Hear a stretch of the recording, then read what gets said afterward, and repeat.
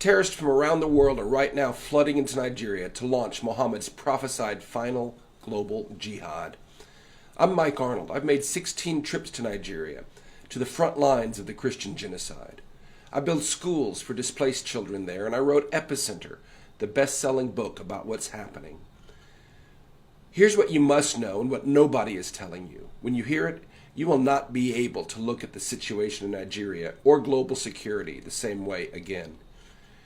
14 centuries ago, Muhammad prophesied that a descendant of his bloodline, called the Mahdi, would rise at the end of days, ride west under a black banner, defeat the Christian armies in a bloody jihad, and bring the whole earth under one global caliphate. For that to happen, the doctrine says, a purified Islamic platform must be ready, a launch pad. The Islamic world believes they have found it in Nigeria. In 1804, a direct blood descendant of Muhammad, named Usman Dan Fodio, launched a jihad in what is now northern Nigeria. He founded the Sokoto Caliphate explicitly as the launch pad for the coming of the Mahdi. He killed as many as 250,000 and displaced millions to establish the largest pre-colonial empire in Africa, bigger population than Pharaoh's Egypt, using the exact same tactics we see today: massacre, beheading, destruction, rape, displacement, and slavery, all while shouting Allahu Akbar. Usman Dan Fodio wrote more than 100 books. In them he positioned himself as the Mujaddid, the renewer of his Islamic century, whose mission was to prepare the way for the coming of the Mahdi. He believed the Mahdi would appear in the caliphate he founded while his descendants sat on the throne. In other words, he saw himself as, effectively, the Islamic John the Baptist, making the way for their jihad messiah. At its peak, Dan Fodio's Sokoto Caliphate held as many as 2.5 million slaves. The British never conquered the caliphate. They cut a deal. Indirect rule, they called it, and let the caliphate stay in power as their enforcers. The Mahdi's launch pad survived. Muhammad's bloodline kept the throne. The British forcibly chained the vibrant, largely Christian, English-speaking South to this dark, feudal caliphate.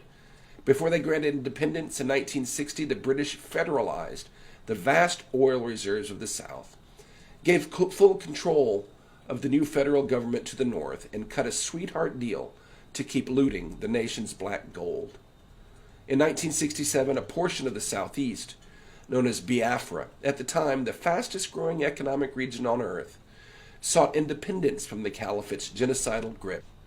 In response, the northern warlords enforced a total blockade, declaring starvation a legitimate tool of war. They even shot down Red Cross aid planes. With Britain's full backing, in 30 months they starved to death some 3 million Biafrans, mainly children. The survivors were subdued, their wealth confiscated, a generation buried in mass graves, the history erased.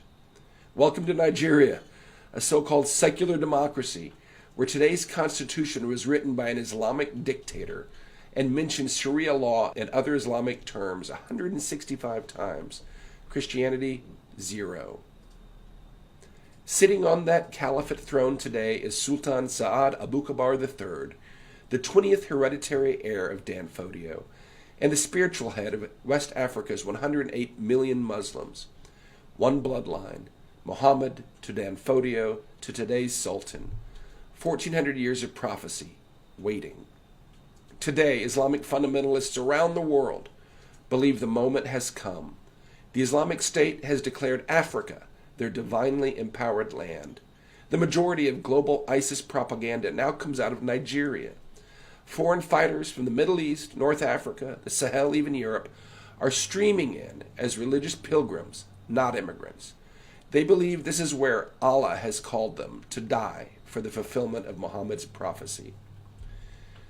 Sheikh Zakzaki is founder of the Islamic Movement of Nigeria, an Iran proxy with 3 million members across Nigeria.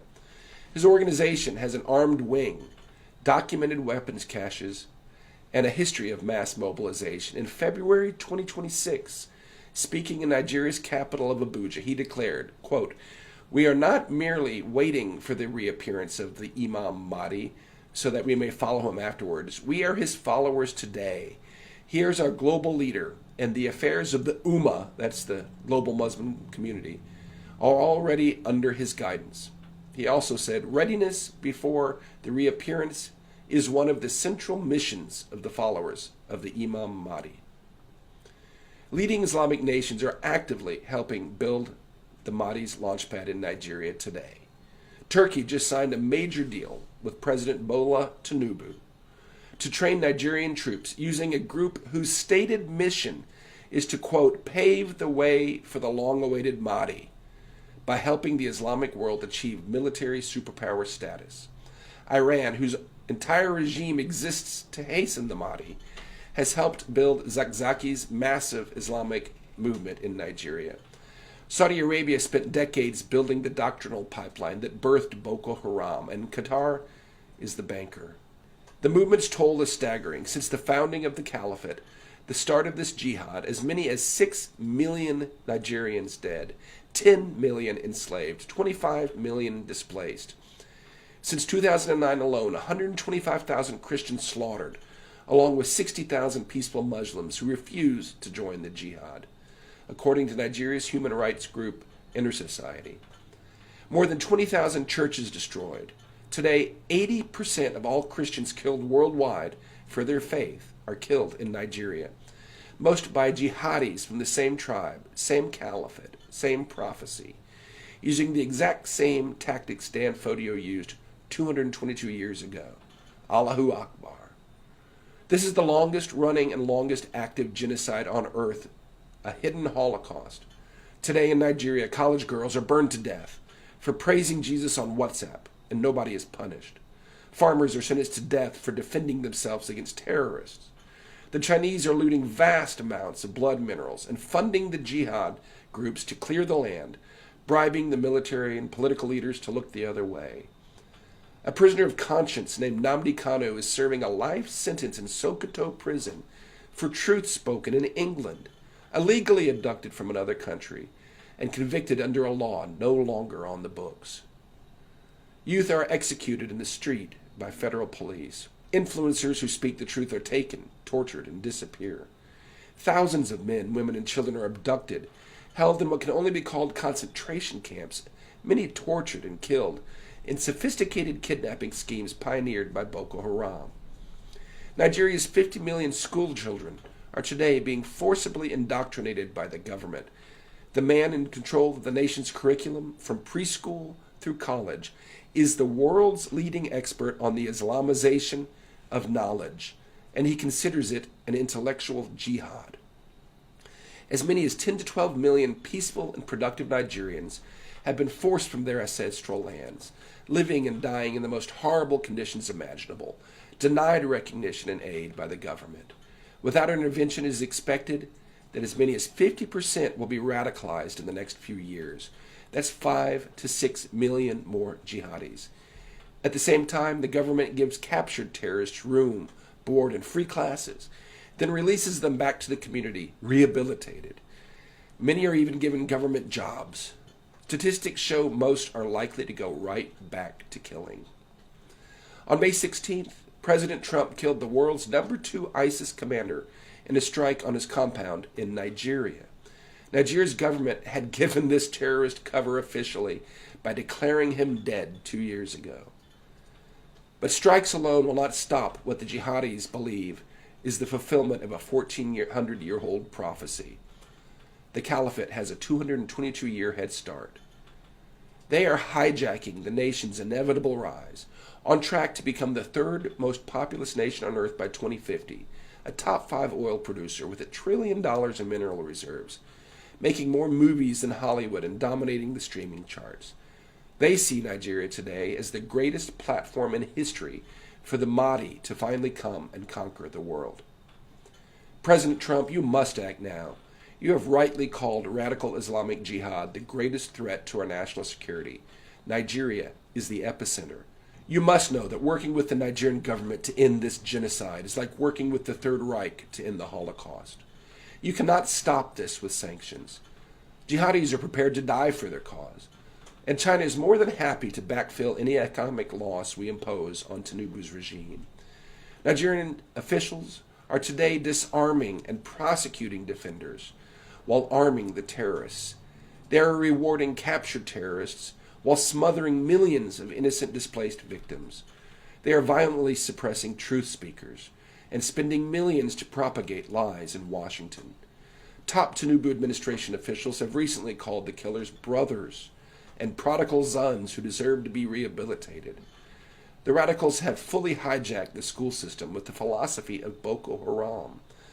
As you have found in Iran, you cannot simply negotiate or partner with people who believe Allah has called them to fulfill a 1,400-year-old prophecy.